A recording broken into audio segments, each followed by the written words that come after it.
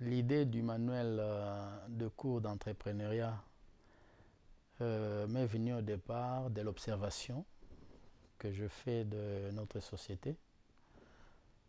Lorsque je constatais que chaque année, les universités nous déversaient pas mal les licenciés, les gradués sur le marché de l'emploi, alors que les entreprises ne se créent pas à ce rythme-là.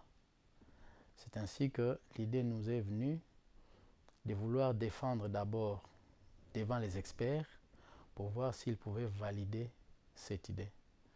C'est ainsi qu'en octobre 2017, nous sommes venus à l'EPST dans leur salle bibliothèque devant 25 experts qui avaient été réunis.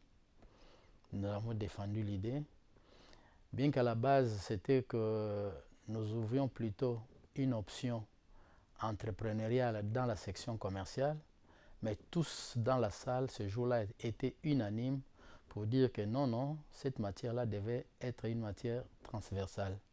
Parce que l'on soit de la section commerciale, que l'on soit de la section agricole, que l'on soit de la section pédagogique, littéraire et consorts, on peut toujours devenir un jour entrepreneur. Bref, un homme ou une femme d'affaires. Bon, l'entrepreneuriat, s'il faut facilement le comprendre, c'est d'abord savoir observer son environnement, tous les problèmes qui se posent dans une communauté, vous apportez la solution à ces problèmes-là et vous obtenez ce qu'on appelle une opportunité d'affaires. Donc l'opportunité est égale à solution plus problème. Donc en grosso modo, un entrepreneur ou l'entrepreneuriat, c'est cette faculté, cette capacité d'apporter des solutions aux problèmes d'une communauté et que cette solution-là devienne une valeur ajoutée dans la communauté. Le manuel en soi est réparti en deux grandes parties, bien qu'à la fin on a ajouté un petit bonus parce que nous nous sommes dit que ce bonus-là était une compétence complémentaire à l'entrepreneuriat. Dans la première partie du manuel, nous poursuivons deux grands objectifs. Il y a d'abord, pour être un bon entrepreneur, on va d'abord chercher à améliorer vous devez d'abord chercher à améliorer votre vie intérieure. Si vous êtes en harmonie envers vous-même, ce n'est qu'après que vous pourrez être en harmonie avec les autres. Parce que vivre en harmonie avec les autres, c'est là que passent les relations d'affaires. Ça, c'est le premier objectif poursuivi dans la première partie. Le deuxième objectif dans cette même partie, on essaie de voir comment on peut comprendre le comportement des marchés et quels sont les différents types de marchés qu'on retrouve en économie et voir les stratégies possibles à adopter pour amener votre produit dans un marché et l'écouler.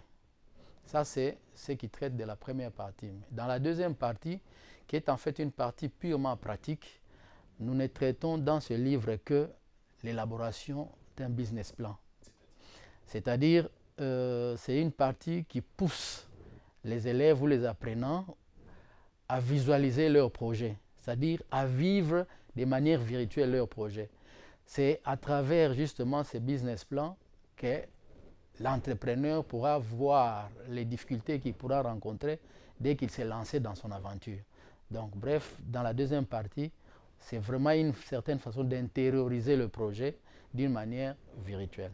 Voilà les deux grandes parties qui sont développées dans le livre. Bon, le manuel est destiné, comme on pourra voir cela dans sa couverture, il est destiné aux élèves de la 3e année et 4e année des humanités actuelles, c'est-à-dire les élèves des niveaux terminal.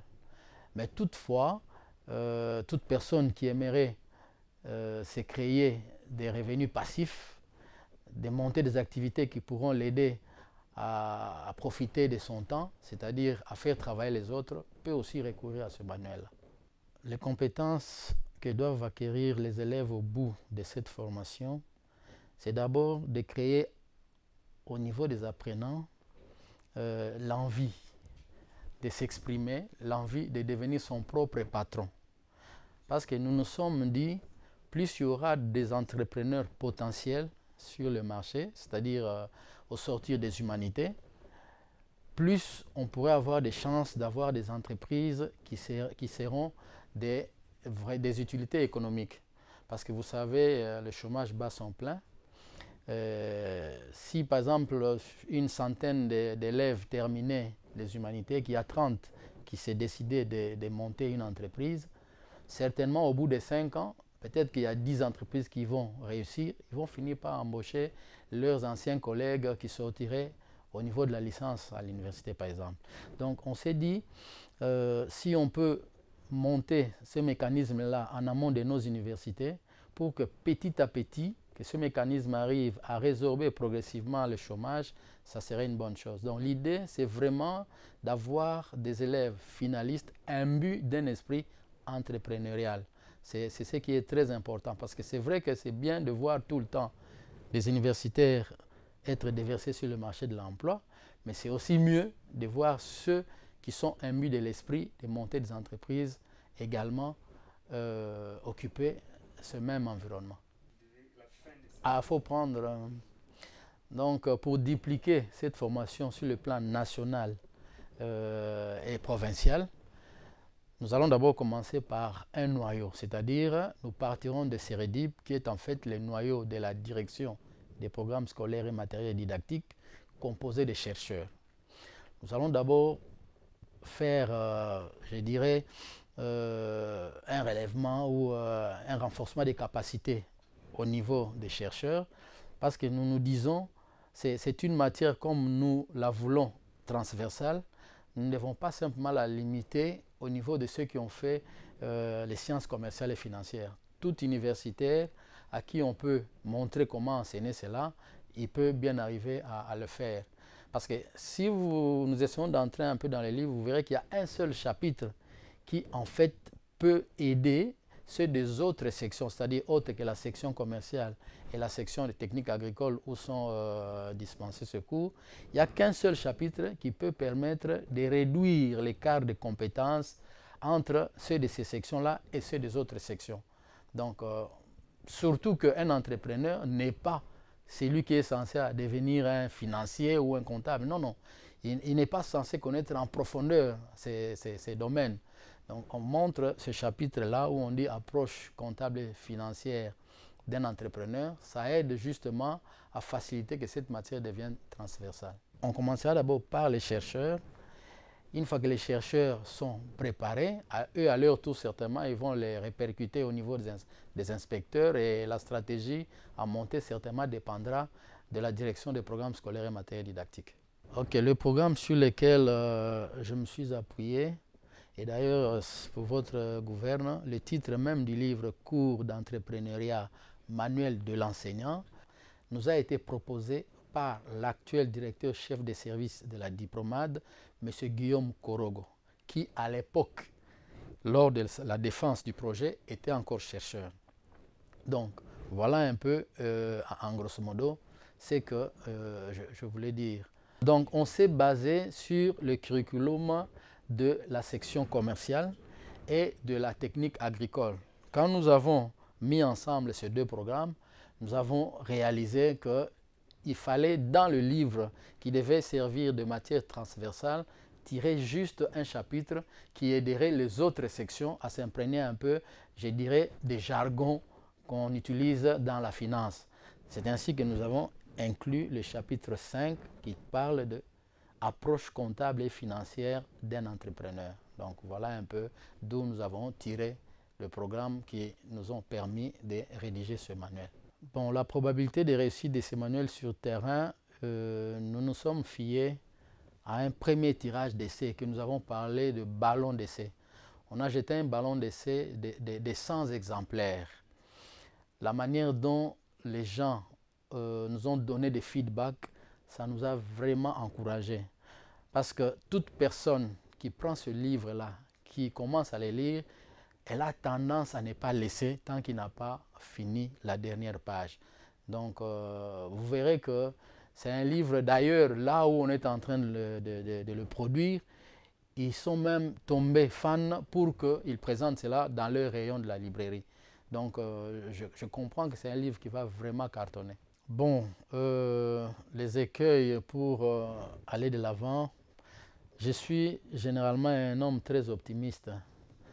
Dans mon langage, j'essaie d'éviter le plus possible le pessimisme parce que sachant que tout ce qui sort de la bouche d'un homme, c'est ce qui finit par arriver. Donc, souvent, j'essaie d'écarter cette option-là. Mais ce qui est certain, en tant qu'entrepreneur, lorsqu'on est devant une difficulté, on cherche toujours à la contourner, dans le sens du dessin animé Barbapapa. Donc, c'est un peu ça. La prochaine étape après la publication, c'est bien entendu la vente. Hein. Donc, la vente, ce qui est certain, tous ceux qui passeront au niveau du secrétariat de la direction des programmes scolaires et matériels didactiques pourront bien s'en en procurer parce que c'est un autre livre de la diplomate. Éventuellement, ils peuvent aussi passer à l'imprimerie CEDI, l'imprimerie des protestants qui est à Gombe, et là aussi, ils peuvent s'en en procurer. Hormis, bien entendu, nos professeurs, quand ils enseigneront de gauche à droite, ils peuvent aussi l'avoir. Donc, voilà. L'équipe est constituée au départ du noyau des chercheurs de la diplomate. Et en dehors de cela, nous avons aussi constitué une équipe des universitaires que nous formons tous les samedis quasiment dans une salle à la paroisse Saint-Joseph de Matongué. Et là, il y a des licenciés, des gradués, on a même des biologistes qui ont 37 ans d'expérience dans l'enseignement, qui sont là et qui sont très contents. Donc, hyper intéressés. On a même certains retraités qui sont venus avec leurs femmes. Donc, c'est vraiment intéressant. Donc, en dehors, bien entendu, de ces noyaux-là, d'abord de la diplomate constituée de CEREDIP, des chercheurs, il y a après les chercheurs, il y a ces noyaux-là, des universitaires qui se retrouvent tous les samedis dès 7h30 dans la salle paroissiale de l'église Saint-Joseph de Matongué. Comment faire pour amener la jeunesse à s'intéresser à ce manuel? J'ai toujours dit que la plus grande université qui existe au monde, c'est la lecture. C'est vrai que peut-être les approches dans l'enseignement ont beaucoup changé, ont beaucoup évolué par rapport à notre temps. Mais ce qui est certain, le style qui a été utilisé dans ce livre, ce n'est pas vraiment pour se vanter, mais si vous prenez seulement ce manuel, vous lisez son introduction à la première page, vous sentirez le besoin d'aller jusqu'au bout. Vous sentirez le besoin d'aller jusqu'au bout. Parce que, je vais vous donner un exemple hein, pour comprendre un peu de quoi je parle. Dans ce manuel, il est présenté le cercle vicieux, par exemple, de la pauvreté. Dans le cercle vicieux de la pauvreté, on vous dit, lorsque un individu a un revenu faible, il a tendance à consommer totalement ces revenus-là, et que lorsqu'il consomme totalement les revenus, facilement, il y a inexistence de l'épargne, et par conséquent, inexistence de l'investissement. Alors, ce qui est intéressant, on est allé plus loin de ce cercle vicieux-là. Nous avons dégagé un autre concept qu'un écrivain congolais, Ricardo Kanyama, avait présenté. Il a parlé aussi sur l'escalier vers la richesse, que nous avons aussi trouvé intéressant. Alors il dit, dans la vie, il y a généralement 4 catégories d'escaliers pour atteindre la richesse. Il dit, au premier niveau, il y a de ces gens-là dont le revenu est toujours inférieur aux dépenses. Donc c'est des personnes caractérisées par des vies endettées. Ils s'endettent en permanence. Donc, c'est des pauvres qu'on qualifie de pauvres endémiques. Au deuxième niveau, il y a de ceux-là dont les revenus est exactement égal aux dépenses. On les qualifie de pauvres équilibrés, c'est-à-dire des personnes qui sont limitées au jour le jour. Dès qu'il a son revenu, il planifie ses dépenses et il attend encore le prochain revenu. Donc là, on est aux deuxième étape selon notre confrère Ricardo. Au troisième, disons à la troisième étape ou au troisième escalier, il y a ceux-là dont les revenus est égal aux dépenses plus l'épargne de consommation. C'est-à-dire, à ce stade-là, c'est-à-dire au troisième niveau, la personne commence déjà à penser l'avenir, mais un avenir juste pour acquérir un bien ou un objet quelconque. Donc, son épargne est juste pour la consommation. Donc, il repousse un peu sa consommation, mais il est toujours limité par le temps. Et ce n'est qu'après ces 3 étapes-là, qui étaient en fait l'une des parmi les solutions qu'on préconisait pour arriver à sortir de la pauvreté, il y a l'étape de la richesse. Donc, est riche, c'est la personne qui a un revenu toujours supérieur aux dépenses, plus son épargne investissement. Donc, les revenus étant toujours supérieurs aux dépenses et à l'épargne d'investissement, l'épargne d'investissement étant le paramètre pour la personne d'observer comment évolue sa richesse. Parce que plus cette épargne-là sera en constante augmentation, il va développer une faculté d'acquérir des actifs productifs, ainsi de suite. Donc, voilà un peu, quand vous avez des théories comme ça, vous sentez que vous-même, vous risquez de chercher à aller toujours plus loin pour comprendre jusqu'où on veut aller. Ce que j'attends du pouvoir organisateur du système éducatif, je crois que ce n'est pas aujourd'hui que nous sommes à la diplomate, vous et moi. Nous avons toujours constaté l'obsolétisme du programme. Heureusement qu'avec le dynamisme de l'actuel directeur Guillaume Korogo, il est en train déjà de projeter pour que nous fassions la visitation de tous les programmes, afin que ce programme soit finalement en adéquation avec la vie professionnelle. Parce qu'il ne serait pas intéressant un enfant qui termine, mais il ne sait pas s'adapter, il ne sait pas quoi faire dans la vie réelle. Donc, je ne peux que demander à ces autorités-là de prendre cela comme une priorité des priorités, parce que le besoin est réel de pouvoir reformuler tous les programmes pour que ces derniers soient en adéquation à la vie professionnelle. Un message à l'endroit de la jeunesse, des opérateurs pédagogiques qui vous suivent présentement. Bon, le seul message que je peux donner à la jeunesse, c'est